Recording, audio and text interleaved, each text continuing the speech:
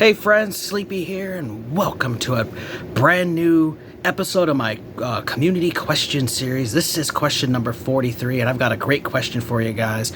Would love to hear your guys' answer to this, and that is, do you think you would still be a gamer, collector, if you were never involved in social media at all? Meaning, you never got onto Facebook, you never got into the gaming groups on there, you never got involved in YouTube, in any of the gaming community at all, you never were on Twitch, you were never on Instagram, you're never on Twitter, whatever it is. If you never were involved in any social media at all, do you think you would still be a gamer and collector today? Do you think it would have any effect on your collection size or the games that you've played? I'd love to hear your guys' answer to this question. Of course, you guys know I will give you guys my answer here in just a moment. Now, you guys can answer the question in one of two ways. You can answer it by leaving a comment, or you can film a video response. I always ask if you guys do film a video response to please let me know about it, because I'm not always alerted by YouTube. Unfortunately, YouTube has a really crappy and terrible and shitty notification system, and I've missed out on buddies' videos more than once. So I ask you, let me know about it. I will then watch it, and then I will post a link to your video response as a comment so other people can check out it as well.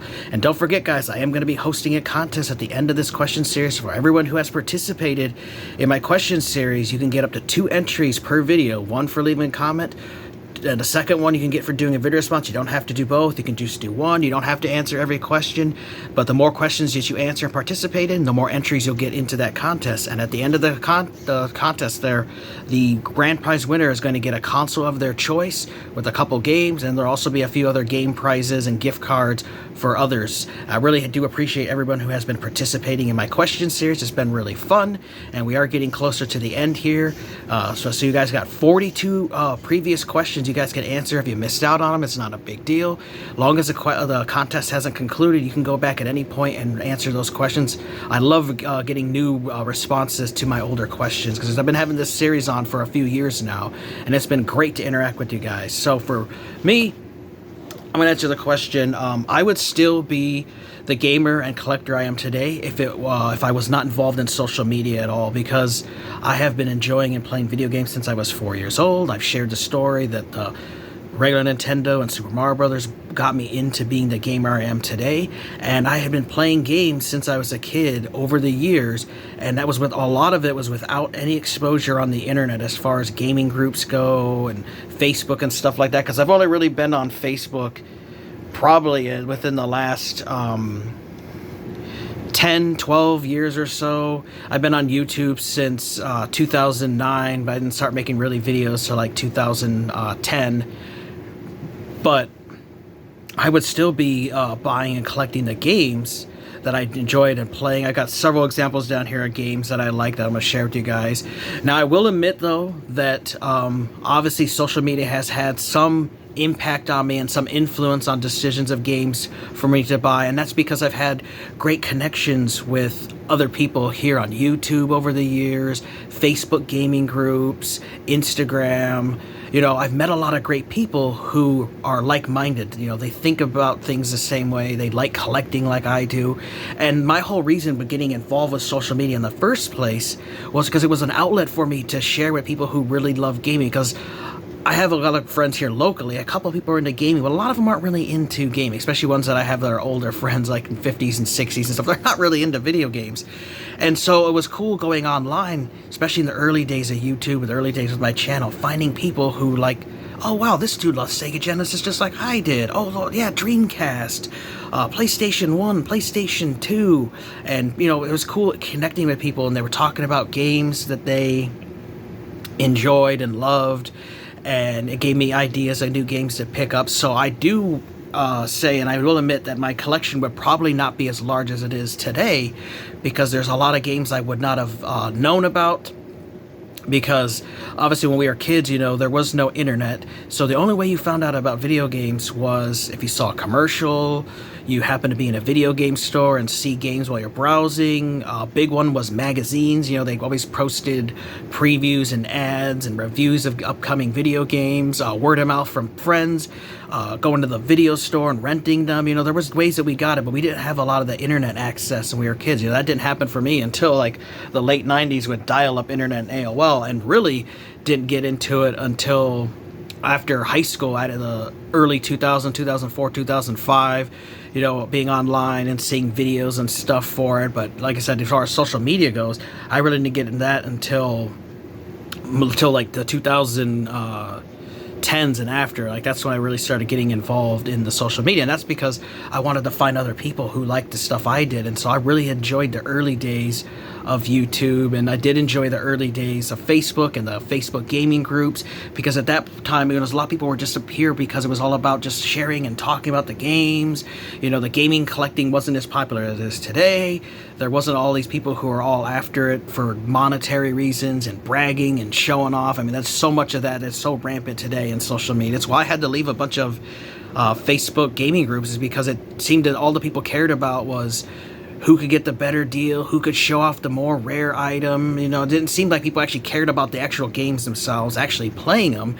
It seemed like they only cared about who could brag more and who had the bigger collection. I got 15 of this game, I got 30 of this, I've got every box Super Nintendo console, I've got this rare game, and it really turned me off to a lot of that stuff. And so that's why I had to leave a lot of those groups, because it's like, okay, these people, all they really seem to care about is monetary value. They don't actually want to talk about playing the games. They just want to talk about buying stuff and showing off and who can get the better deal. And so that was a big turn off for me, and just like, yeah, I'm not in there for this. Because for me, I've just always had fun with video games. I just enjoy playing them. I've enjoyed the stories in them, and I enjoy seeing the worlds that have been crafted by these amazing developers and publishers over the years. They've told some really fantastic stories.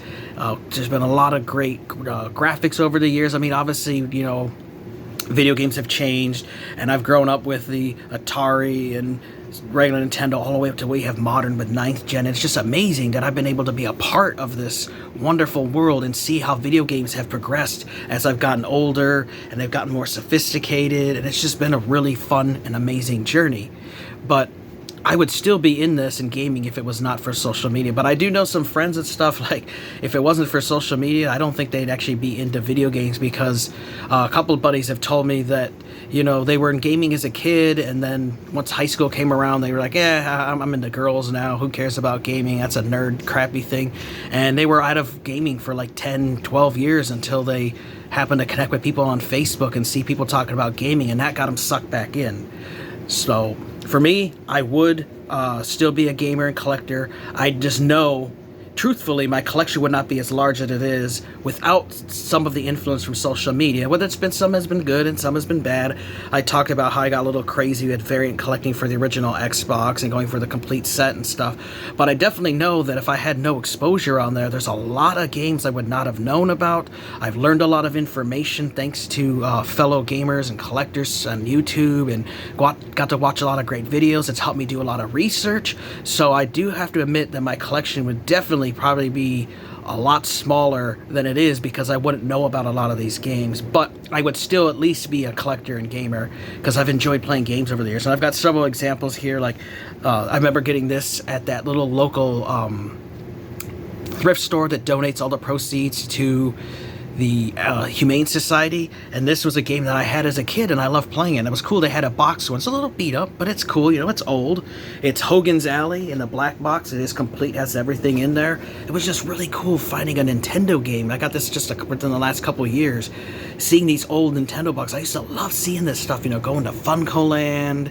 If you guys are old enough to remember Funko Land, which is what got bought by GameStop and EB Games and Software, etc., and Babbage's and Suncoast Video. There were so many of those great stores out there that I loved visiting as a kid in the 90s. And I just love these old classic NES games. They're just really fun.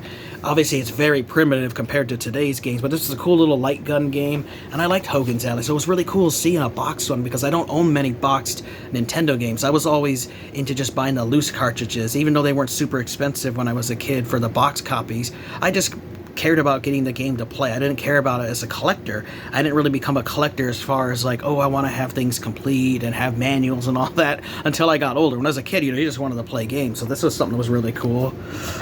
Loved the Sega Genesis as a kid. I never got involved in the console wars. I just loved games for every console. This is one that I got recently because it was only in PAL, and I was always so disappointed seeing in the magazine that, oh, here's a game you'll never get because this wasn't made in America. Well, people have created reproductions of it in the future, and so I was able to finally add Mega Man The Wily Wars, and I bought this here locally. They created a nice, wonderful colored manual for it, which is amazing. There's great cover art too, a new case, a great cartridge for it, and now I have it in my collection. I've always enjoyed Sega Genesis. So many wonderful memories with that. PlayStation 1 was another console that I had loved as a kid. All kinds of stuff, and I learned about a lot of games from friends. This one was from my good buddy Bobby when I lived in Arizona. He had his dad had his friend George, this coin collector, another guy that would go around the country selling stuff. Well, he would come and stay with them sometimes a week or two for a show that's going on there, and he would bring things like Command & Conquer Red Alert, and he's the person that introduced me to this wonderful series, and I fell in love with it. And we used to take turns playing it, and the skirmish mode and the story mode. I eventually got this on PC, and obviously it plays a lot better on PC, but I still do enjoy playing it on the PlayStation 1. And I found out about it because of him. I had never heard of this series before that, and he just saw I was checking out his game because I like gaming, and I saw the few PlayStation games he had, and he told me was playing it. I remember going over to the one time, and he was in front of the TV, and I just sat down and watched him play it and learned about it, oh, that's cool, and he let me try it out. So got a lot of good recommendations just from in person. So that was another one that was cool.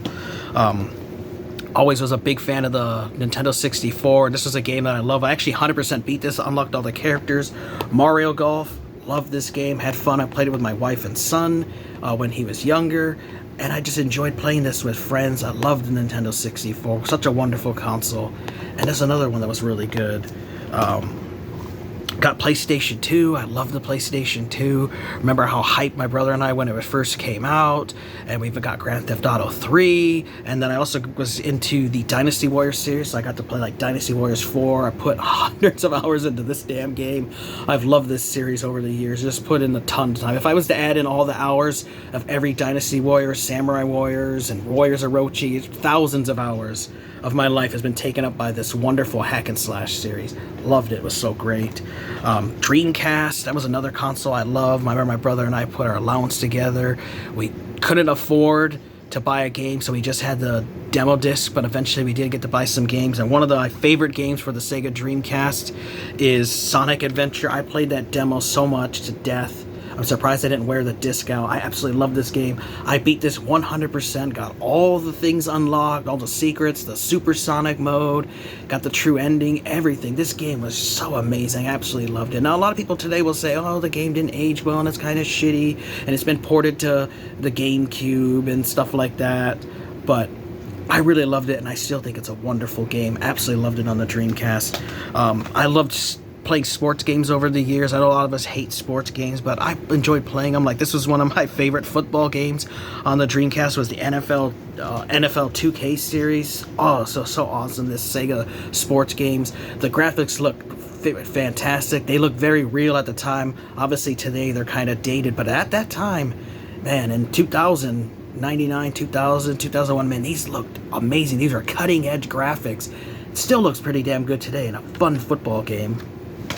And then this here is a series that I actually still play to today. I love this series, and that's NBA. This one's NBA 2K2, the last NBA game on the Dreamcast before it started going to PlayStation and Microsoft consoles and stuff, because obviously Sega bowed out and started making things.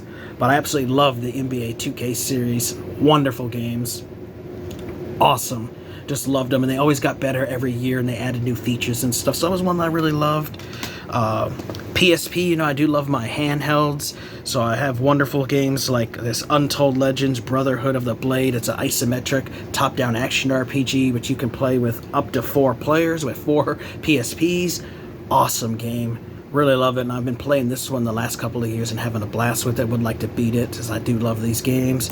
Another one here, I remember my brother bought this, and eventually he gave it to me after he beat it, and that was The Legend of Heroes, A Tear of Vermilion. He also got me the second game. I do not have the third one, which is pretty pricey, but I got really far in this. I still have my save file on there. It's a top-down classic RPG, and I really had a lot of fun with it. Wonderful game for the PSP.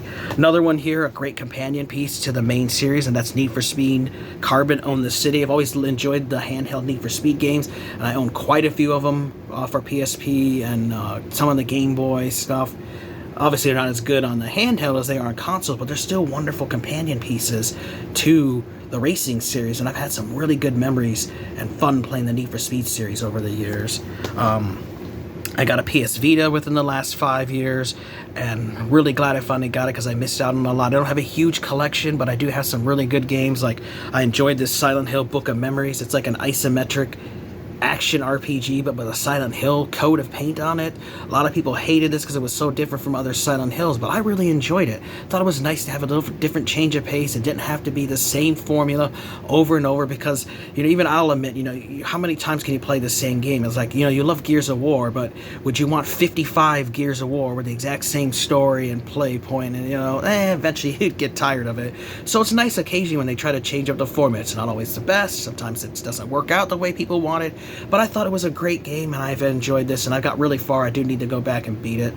And then I got one last one to share with you guys, Game Boy Advance. I love this game. I actually beat it a couple different times over the years, and that was Mario and Luigi Superstar Saga. I did get the 3DS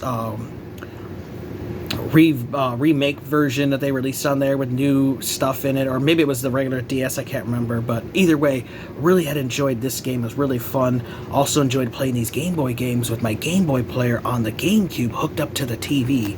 So you guys can see there's a lot of games that I've enjoyed playing over the years, and a lot of them I discovered on my own or through friends. I would still be the collector I am today. I would still be the gamer.